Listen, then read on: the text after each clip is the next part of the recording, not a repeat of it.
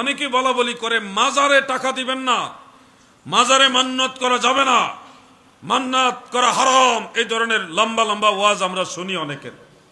শোনেন, যে কোনো ফাতাওয়া দেওয়ার পিছনে একটা ব্যাখ্যা দিতে হবে, কারণ প্রেক্ষাপট ছাড়া মাসালা হুট করে দেওয়া উচিত নয়। মাজারে মান্নত করা যাবে এটাও ঠিক, আবার মাজারে মান্নত করা যাবে না ওটাও ঠিক। কোন সময় কোনটা ঠিক আর কোন সময় কোনটা বেঠিক এটা আপনাকে বুঝাই দিতে হবে। মাজারে যদি কেউ গায়রুল্লাহর নামে মান্নত করে, আল্লাহর নামে না, গায়রুল্লাহর নামে মান্নত করে, তখন ওই মান্নত করা যাবে না, এটা হারাম হবে। আর যদি কেউ আল্লাহর নামে মান্নত করে, কার নামে? মনে রাখবেন, আল্লাহর নামে যদি কেউ আল্লাহর ওলির দরবারে মান্নত করে, আল্লাহর নামে, আল্লাহর ওলির দরবারে, নামে কার? আল্লাহর, দরবার হইল আল্লাহর ওলির, তাহলে ওই মান্নত জায়েজ আছে। একই জিনিস, দৃষ্টিভঙ্গি আলাদা হওয়ার কারণে জায়েজ না জায়েজ হয়। মাজারে টাকা পয়সা বা কোনো কিছু দিলেই অনেকের মাথা গরম হয়ে যায়, অথচ সারাটা বছর জাকাত ফেতরা চামড়ার টাকাগুলি পর্যন্ত তারা খায়।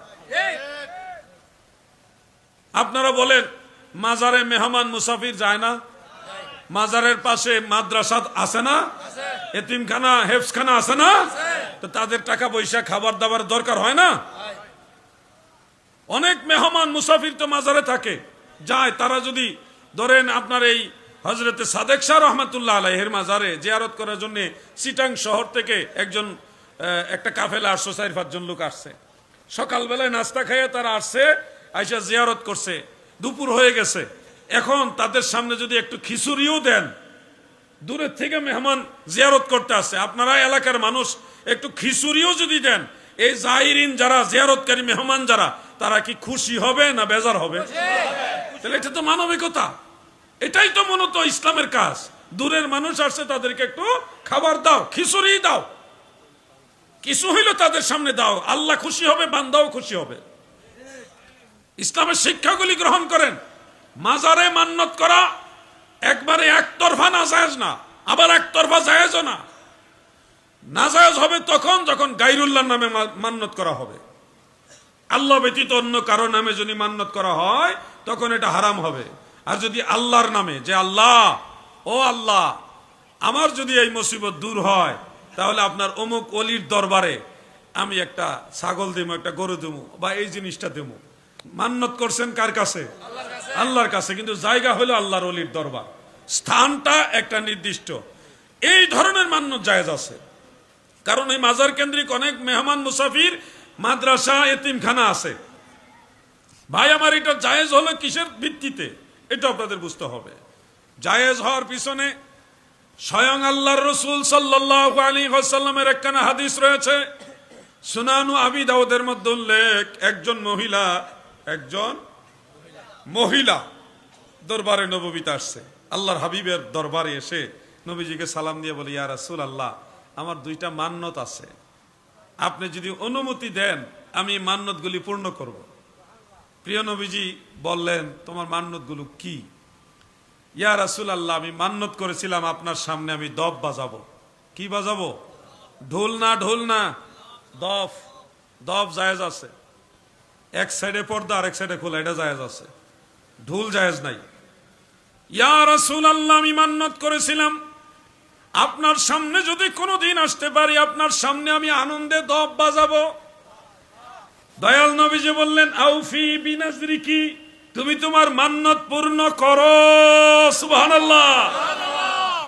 দ্বিতীয় পর্যায়ে ওই মহিলা বললেন, ইয়া রাসূলুল্লাহ, নবী গো, ও দয়াল নবী, আমার আরেকটা মান্নত আছে। এই মান্নতটা হলো অমুক জায়গায়, নির্দিষ্ট একটা জায়গার কথা বললেন, অমুক জায়গায় আমি একটা পশু জবাই করব মানুষে খাওয়াইবার জন্যে। নবীজি বললেন, এটা কি কোনো দেবদেবীর জন্যে? মহিলা বললেন, না ইয়া রাসূলুল্লাহ। তাহলে কি কোনো মূর্তির জন্যে? না ইয়া রাসূলুল্লাহ, কোনো মূর্তির জন্যেও না, দেবদেবীর জন্যেও না, আল্লাহর জন্যেই। কিন্তু ওই জায়গায় আমি এটা জবাই করব, নির্দিষ্ট একটা জায়গা। রাসূল করিম সাল্লাল্লাহু আলাইহি ওয়াসাল্লাম বললেন, আউফি বিনাজরিকি, আল্লাহর নামে যেহেতু তুমি মান্নত করেছো ওই জায়গায়, আমি রাসূল পারমিশন দিলাম তুমি তোমার মান্নত পূরণ করো। সুবহানাল্লাহ বলে।